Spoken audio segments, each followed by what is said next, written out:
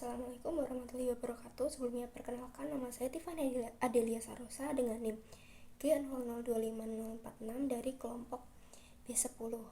Jadi pada kesempatan ini saya akan menjelaskan mengenai anatomi pada blok 1.2 yaitu sistem muskuloskeletal. Nah, pada laporan pertama kita diminta untuk menjelaskan struktur anatomi vertebrae yang meliputi ossa, ligamenta, dan artikula. Jadi yang pertama ada ossa vertebrae. Jadi seperti namanya, columna vertebralis ini disusun dari 33 vertebrae yang terdiri dari 7 vertebrae cervicalis, 12 vertebrae thoracalis, 5 vertebrae lumbalis, 5 vertebrae sacralis yang dilebur menjadi satu dengan sebutan os sacrum, dan juga terdapat 4 vertebrae coccygeus yang akan dilebur menjadi os coccygeus. Nah, os vertebrae ini termasuk ke dalam os irregular. Kemudian columna vertebralis ini memiliki beberapa kelengkungan. Terdapat kurvatura primer dan juga kurvatura sekunder. Nah, kurvatura primer ini membentuk cekung di bagian anterior, yaitu ada kurvatura thoracica dan juga kurvatura sacralis. Terus terdapat kurvatura sekunder yang membentuk cekung di bagian posterior. Terdapat kurvatura cervicalis dan juga kurvatura lumbalis. Nah, struktur vertebrae secara umum adalah corpus vertebrae di bagian anterior dan juga ada arcus vertebrae di bagian superior. Di antara kedua struktur ini terdapat satu lubang yang disebut dengan foramen vertebrale. Foramen vertebrale ini nantinya akan dilewati oleh medula spinalis dan juga meninges spinalis. Nah, corpus vertebrale ini merupakan bagian penopang berat badan. Jadi semakin inferior ukuran ini semakin besar seiring dengan bertambahnya berat badan yang ditopang. Kemudian antara vertebrale juga dihubungkan dengan diskus intervertebral. Kemudian pada arcus vertebrale ini membentuk bagian lateral dan juga posterior dari foramen vertebrale. Arcus vertebrae ini disusun dari beberapa bangunan, yaitu sepasang pediculus, kemudian terdapat juga sepasang lamina, dan juga terdapat 7 prosesus. Terdapat 1 prosesus spinosus, 2 prosesus transversus, dan juga terdapat 4 prosesus articularis.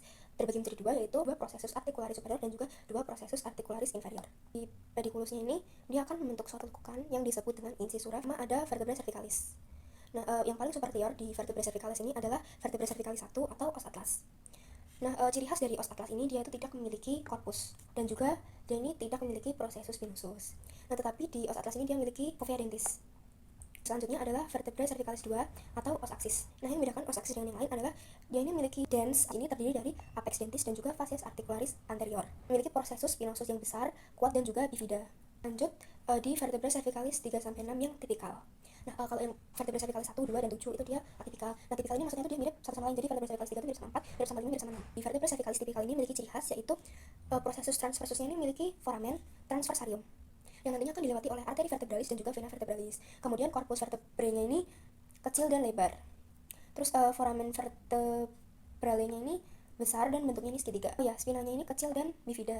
Di vertebrae cervicalis yang ke-7 atau prominent, dia ini memiliki ciri khas, yaitu prosesus spinosusnya itu paling menonjol. Ya.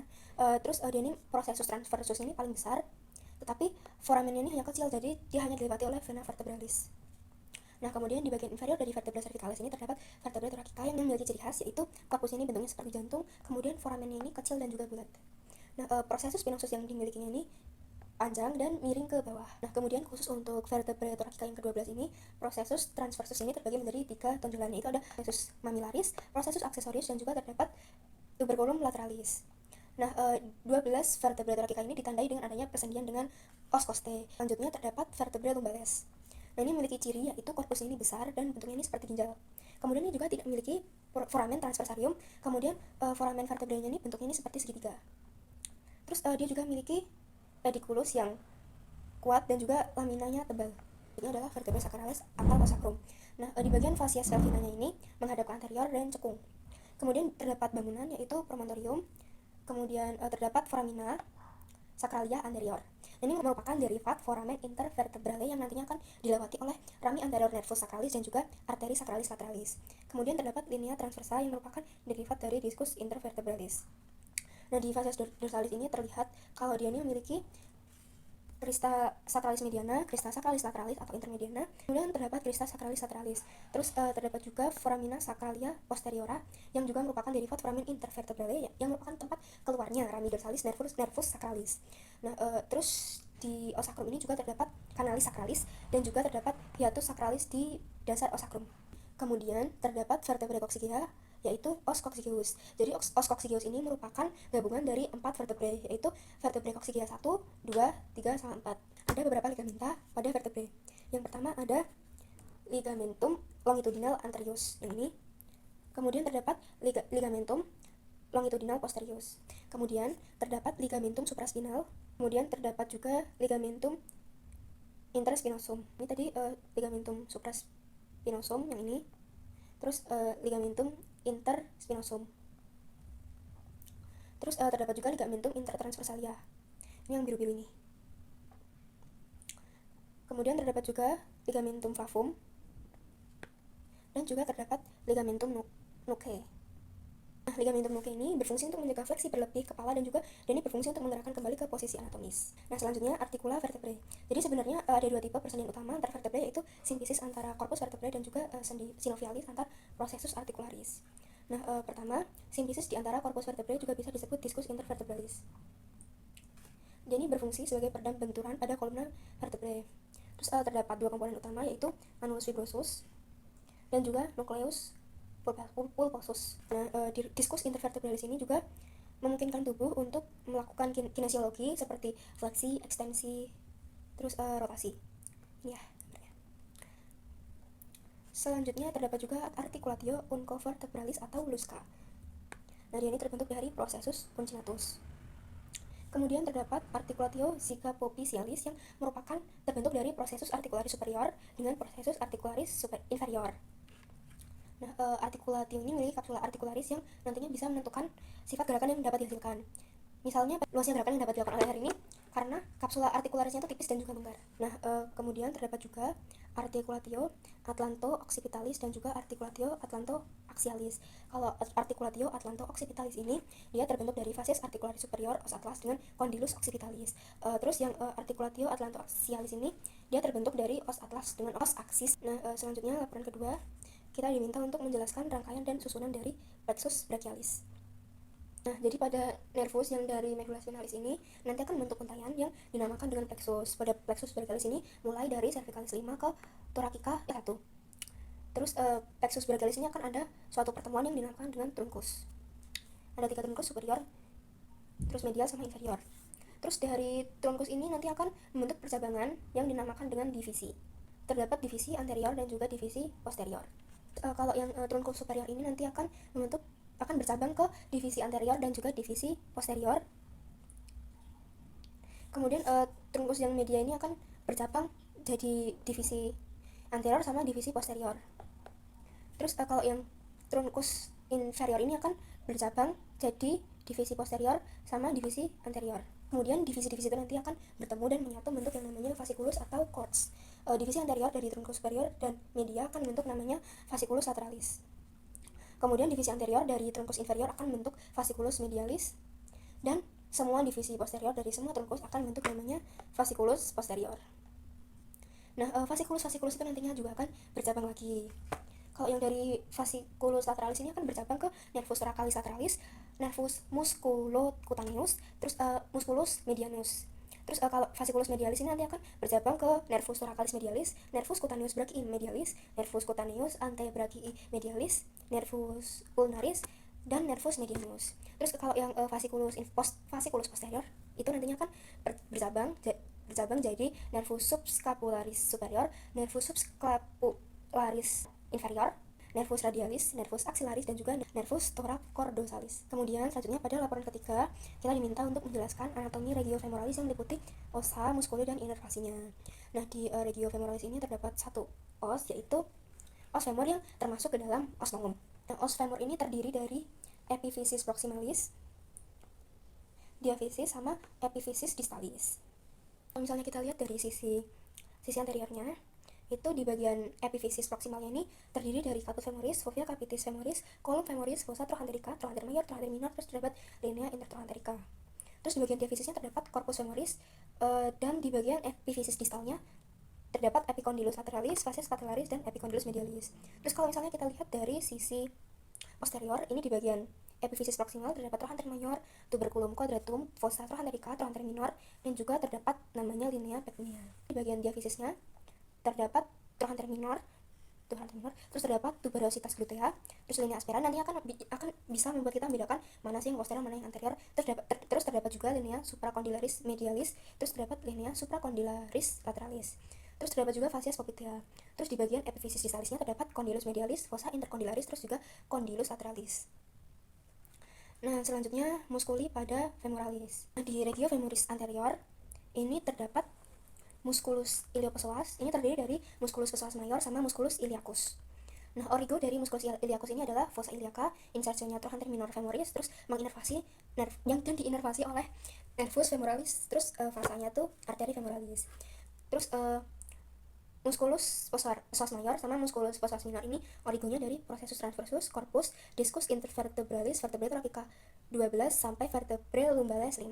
Kemudian masih di regio femoris anterior. Terdapat musculus quadriceps femoris yang terdiri dari musculus rectus femoris, musculus vastus medialis, vastus lateralis, dan juga vastus intermedius.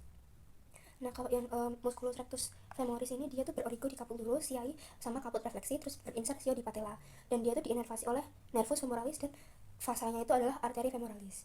Kemudian vastus medialis dia ini berorigo di ujung atas dan batang femur, septum fascia lateral dalam. Terus terdapat insersionya itu di tuberculum tibia, terus terdapat vastus lateralis. Dia ini berorigo sama seperti di musculus vastus medialis, yaitu ujung atas dan batang femur, septum fascia lateral dalam.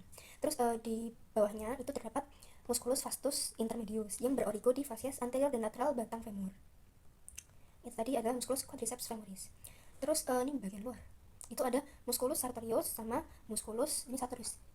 Dia ini adalah musculus terpanjang. Terus ada juga musculus tensor fascia lata. Nah, kedua muskulus ini dia tuh berorigo di sias. Nah, muskulus sartorius ini dia ini berinsersio di condylus medialis osteobia dan diinervasi oleh nervus femoralis. Kemudian dia tuh fasanya adalah fasa arteri femoralis. Kemudian muskulus tensor fascia lata dia ini berinsersio di condylus lateralis osteobia melalui tractus iliotibialis dan diinervasi oleh nervus gluteus superior. Nah, dia ini fasanya adalah arteri circumflexa femoris lateralis. Nah, kemudian di regio femoris medial terdapat musculus gracilis ini. Nah, dia ini berorigo di ramus inferior osis pubis dan ramus osis ischii, berinsersio di fascias media pars superior corpus tibia dan diinervasi oleh nervus obturatorius. Nah, dia ini berfungsi untuk aduksi tungkai atlas. Kemudian terdapat musculus adductor ramus. Dia ini berorigo di corpus osis pubis, berinsersio di fascias posterior femoris, diinervasi oleh nervus obturatorius dan berfungsi sebagai aduksi tungkai atas, eksorotasi tungkai bawah. Kemudian terdapat musculus adductor brevis yang berorigo di ramus inferior osis pubis, berinsersio di fascias posterior femoris, diinervasi oleh nervus obturatorius dan berfungsi sebagai aduksi tungkai atas, eksorotasi tungkai bawah. Kemudian ada musculus adductor magnus.